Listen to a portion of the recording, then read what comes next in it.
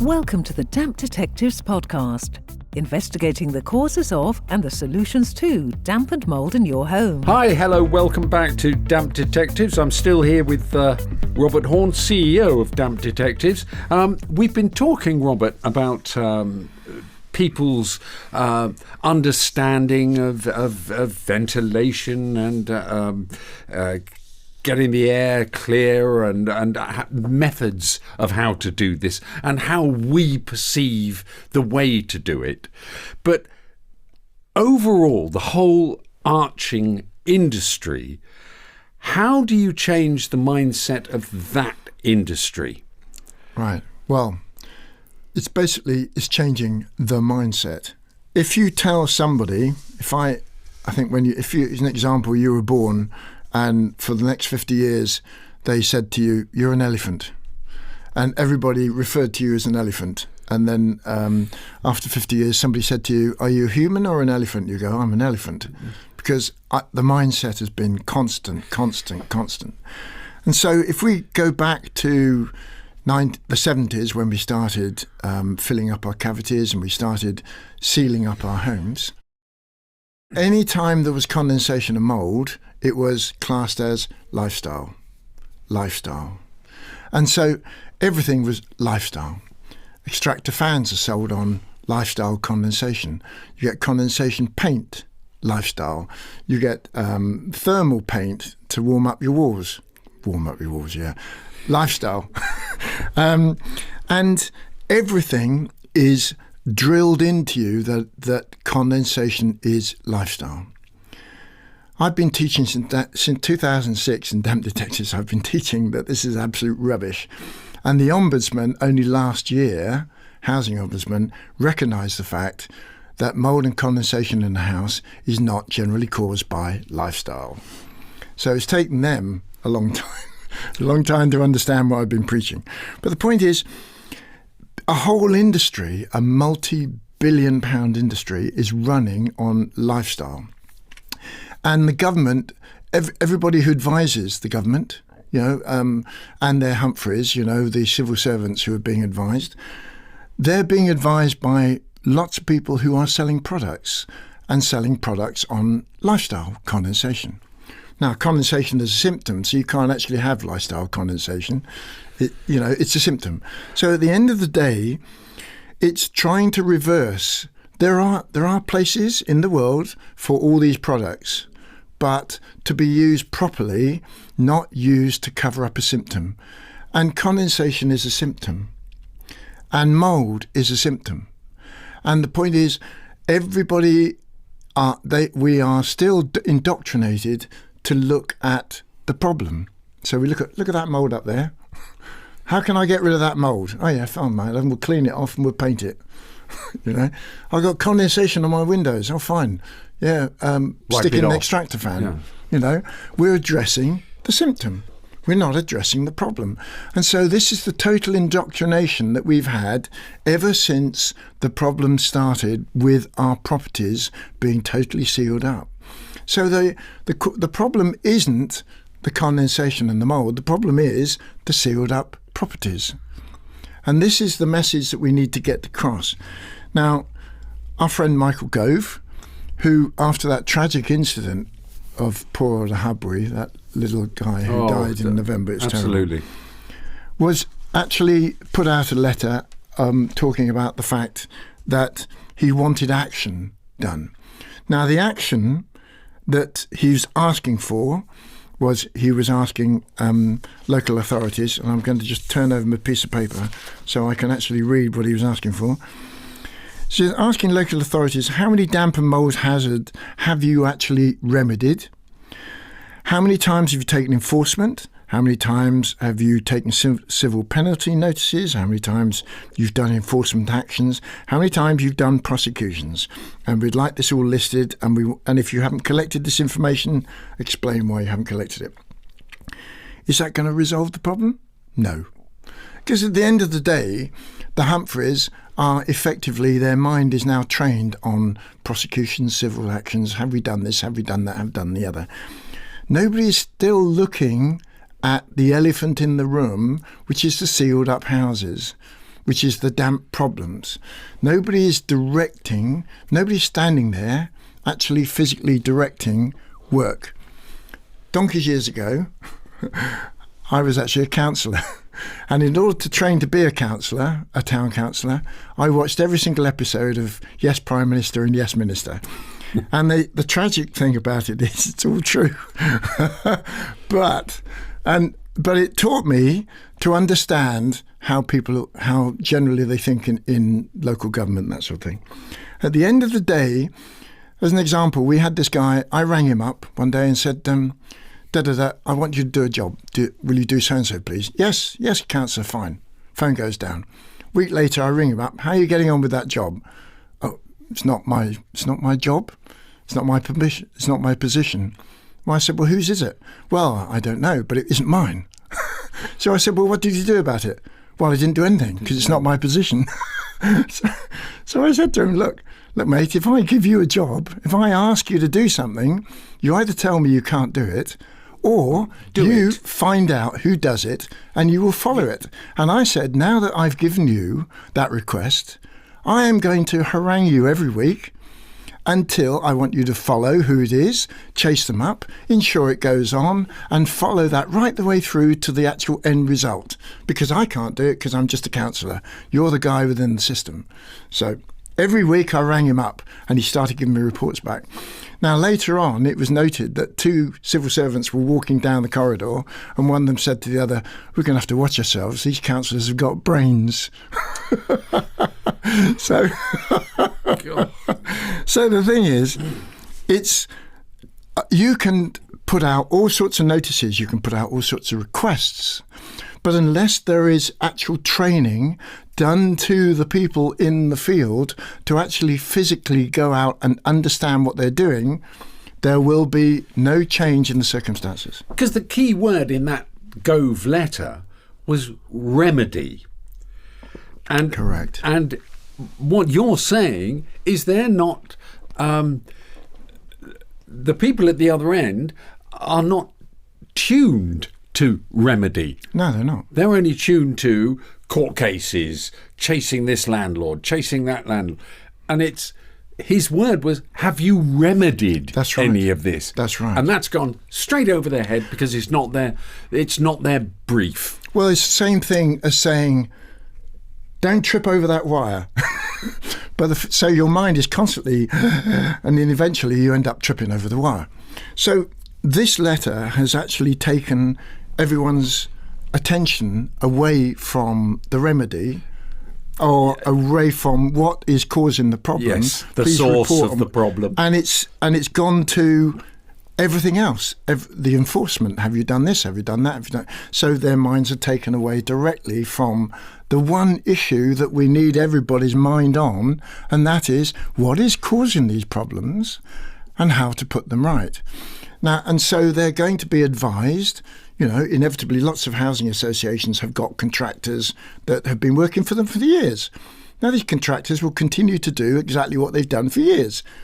Extractor fans, condensation, paint, something else, clean this, do that, give the bloke a dehumidifier. Damp blocker. Exactly the same stuff as they've always done, because they're not trained to do anything different.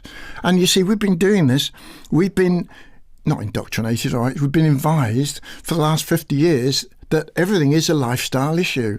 And they're only just beginning to wake up. And I wish I could get a few heads and smack them against the wall. They're only just beginning to wake up to the fact that it isn't. And what you need to do is look at the source. Now, we can train them. We can train them to understand that some housing associations will need some properties, so they'll go and buy some properties. But they'll buy rubbish properties that are on the market because they're wet. And we can advise them and train them how to understand that you don't just buy a property and paint it and then put somebody in it. To get an understanding that that property has to be dry, or that property, if there is a problem with that property, how do you put it right before you put the tenant in there? Absolutely. Are we saying then that we're building homes that are designed to get wet? Yes. They've been designed to get wet since the 70s. Because we've been sealing them up.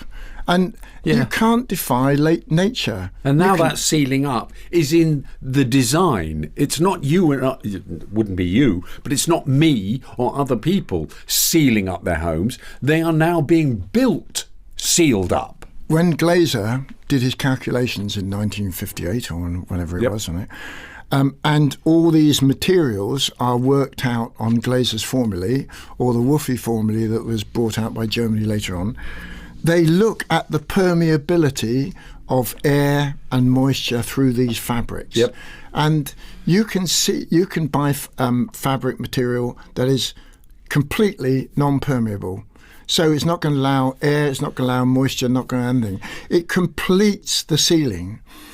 So it completes the sealing up. But one of the crazy things about it is, okay, you seal up a cavity. Great. Wonderful. Seal it all up. What do you do at the bottom of the cavity? What's at the bottom of the cavity? The bottom of the cavity is the ground. They never actually seal that part out of it. No, the cavity is ground. So the moisture out of the ground is still going to come into the cavity. But you've sealed it up perfectly. Yeah, with the impermeable membrane. Absolutely. So the point is, just a minor thing like that, whereby, fine, seal it all up, but hang on a minute, we've forgotten the ground. And quite often the ground is wet. So, and we actually ventilate the subfloor because we know that the ground in the subfloor is wet. It's wet. Therefore, we ventilate that. But we don't ventilate the ground. We've still got the ground in the cavity, but we seal that up. Which is what surrounds, which is the structure of the house. Yes. So there's, we are losing track of what's going on. The elephant in the room is so big, we just can't see it because we're nitpicking at so many little things to do so many little things that the big picture is totally lost. And it's been lost for the last 50 years. So for 50 years, they've been chasing our tails. Absolutely. Yeah, going around in an absolute circle. Else. Yeah, going around in a circle. Doing it beautifully. but chasing our tails nothing left. If you have any questions or queries for future podcasts, then you can email robert@dampdetectives.co.uk and you could be part of the next show. The Damp Detectives Podcast, investigating damp and mould in your home. How can we re-educate then? I mean, is that a case of going to the government or going to industry? I know we've touched on it with Gove's letter and everything, but is that re-educating the ruling government to introduce measures, or do we re-educate the industry itself, the builders, for instance? I think we've got to re-educate everybody. I think you have to start at the top because if you start anywhere else, the top will still keep going the way it's been Absolutely. going. So I think you've got to start at the top to simply understand. And the very fact that the housing ombudsman woke up a year ago and suddenly said lifestyle is actually not the main contributor to damp, condensation and mould, that took him a while, but I'm very pleased that it's happened. So the fact that it's happened, government has recognised it. Michael Gove has written in his letter, he actually wrote in his letter, that the housing ombudsman recognised the fact and underscored it. Okay, so we're beginning to creep in there. What we now actually need is to be able to get the message across to government that we can actually train the housing association managers to recognise the dangers. We can actually train them to recognise what is the danger of simply covering up mould or covering up the problem. So instead of what is happening now, whereby we have somebody going in, I've got mould, fine, wash it off, paint it over, fixed. Instead of the cover-up job, to actually understand, to look deeper. Now, we've got a surveyor, one of our surveyors, got a degree in building surveying, lovely chap, very intelligent chap, was a surveyor for a housing association for 15 years. And he came to us and we started training him.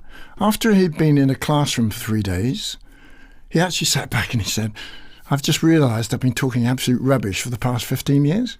Oh. He says, and I said to him, at what stage in your building degree did you cover damp? He said, we never covered it. I said, at what stage in your building degree did you get hold of a moisture meter and actually start doing anything?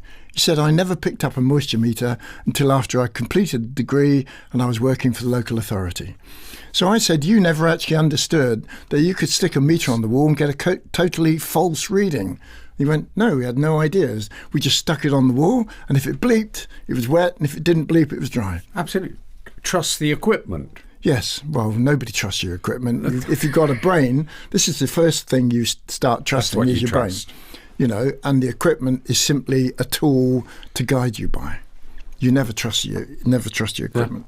Yeah. So the irony about that is the fact that even building surveying work, the whole reason why I started this business was I ended up doing a job for a lady which was officially going to clean her paintings because they were covered in mould. And she was an artist, and I was telling her, there's no point cleaning your paintings because your studio is soaking wet, and it's just going to come back. It'll be within 72 hours. It'll be covered in it. And she said, "Oh, we're going to the magistrate. We've got barristers. We're going to the courts, and because we've got this brilliant roof that's all translucent, lets in all this daylight, and it's leaking." And it's costing us thousands of pounds, and it's been going for the last couple of years. And I read a report from a surveyor of it was about 50 pages. I sat down, I charged her a cup of tea and a piece of cake, and I read this, and it was a rambling report. And in the middle of it, it said, I came in July, it wasn't raining when I came, it hadn't been raining for a month, therefore I can't tell you if the roof leaks or not. And I said, well, that has rendered this entire report useless. Useless. Yep. And so I said to him, there's only one way to find out if the roof leaks. You pour water on it. Get a hose pipe. Yeah, so we put a hose pipe on it, and it wasn't leaking. And so I said, get this chap to do let's have a meeting. So I rolled up in my overalls. He sort of looked at me as if I was something distasteful. And when I explained to him what the problem was, he went, oh, can't believe that. And I said, how much we're talking about 25 years ago. I said, how much did you charge for your survey? And he went, £500. And I said, well, that's my fee and you'll bloody well pay it. And I said, now you want me to tell you how to put it right? Oh, God, yes. So I ripped 2 panels off the side of the studio and said, there you are, fixed, done. And I realised at that point that this gentleman, he had more letters after his name than there were in the alphabet. He actually had no idea about the basic physics of damp. And the thing is, what's really happened is we have become so clever that we have lost the basics. We don't have our plumbers anymore. We haven't got carpenters anymore. You know, we're losing our basics. Everybody's got to rush off and have a degree. And so at the end of the day, we have developed over the last 50 years an elephant that's got bigger and bigger and bigger and bigger. And we can't see it, because it's right there, right in front of us, but we're too busy nitpicking at so many different things, and life has become so complicated that we've forgotten the basic simplicity of nature. Good grief.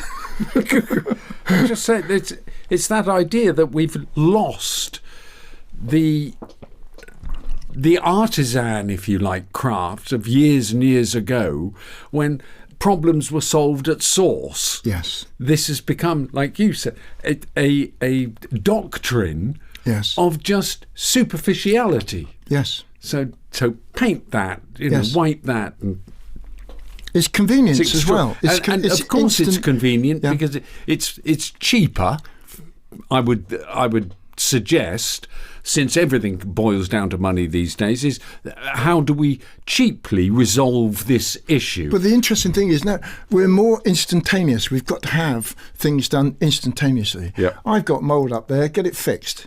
Instantaneous, get it fixed instantaneously. The point is, and so you end up covering it up because that's instantaneous gratification.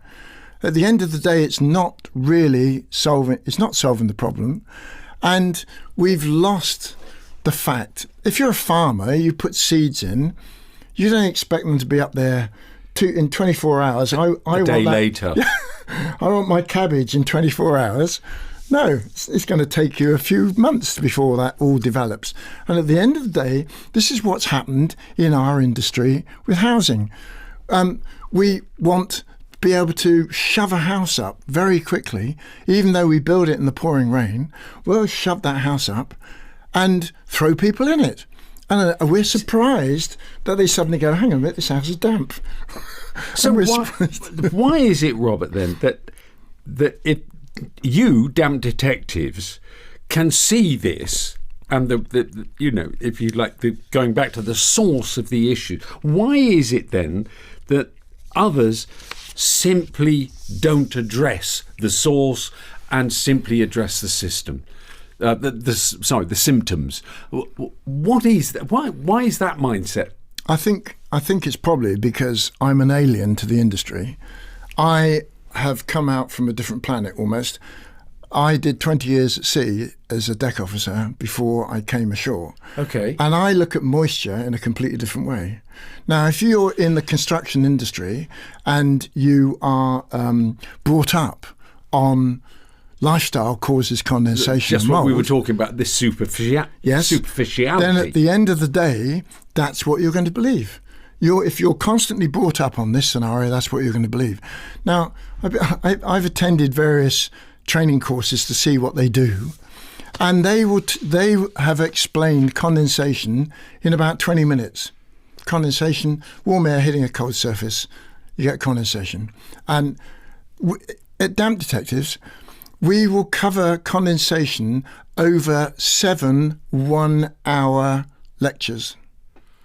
So although we deal with different things, the point is condensation has so many variables that it is covered constantly within these 7 hours. It's not just one issue. No. It's completely different.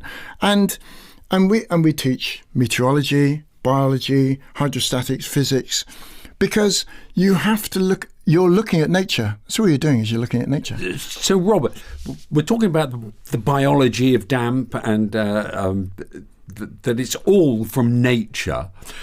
Can you give me an example of where the biology has helped you find the cause of damp?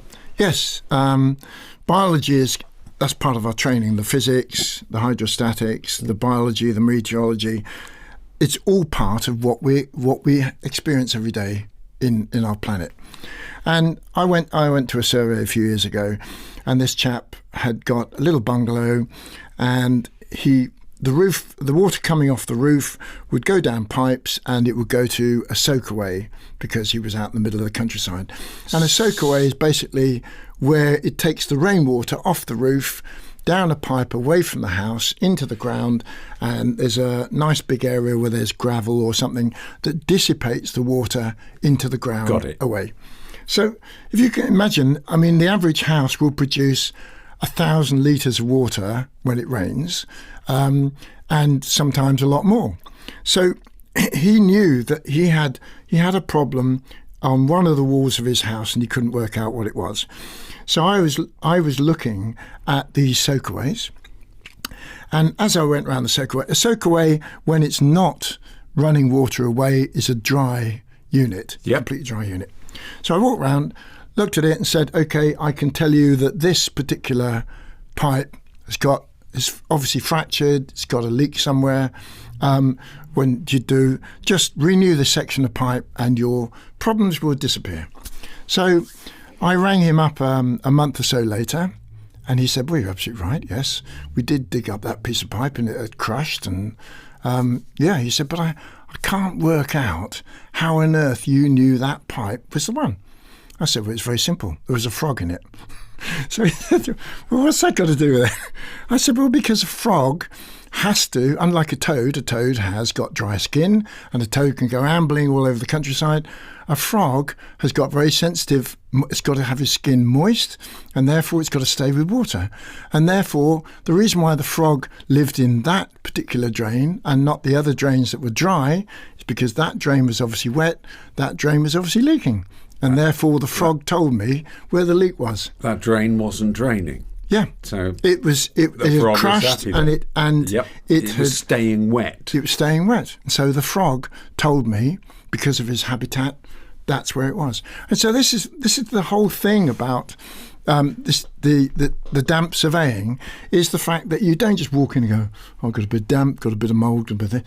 You have to look at it in nature. You have to be able to visualise the fact that somebody's saying, well, in the winter I have these problems, not in the summer. So you've got to visualise what's going on in the winter. Yeah.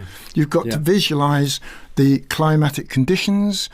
And you have to understand that things like a downpipe coming down and striking something is a waterfall. It's exactly the same power as a waterfall. And because we teach this sort of thing, if you actually understand that kind of thing, then you look at damp in a totally different way. And because my background is maritime, we would look at damp in a completely different way. If you didn't judge the moisture levels in the air, you could wreck a £17 million cargo, which would not please your ship owners or your customers. Of course. So it wasn't just the 500-ton wave that came bouncing over the bow and washed everybody over the side. It was more to do with the moisture levels in the air. And so when I came ashore, I suddenly realised that this was not in anybody's training.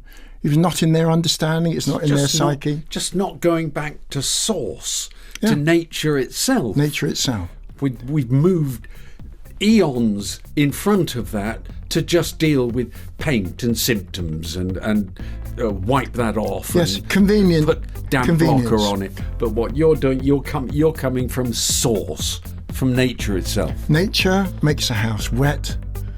You can make the house dry by nature. Fabulous. Thank you, Robert. Don't forget, if you want to be part of the next podcast, email your questions to robert@dampdetectives.co.uk. The Damp Detectives podcast was presented by John Isles. Copyright Damp Detectives. Produced by Fresh Air Studios.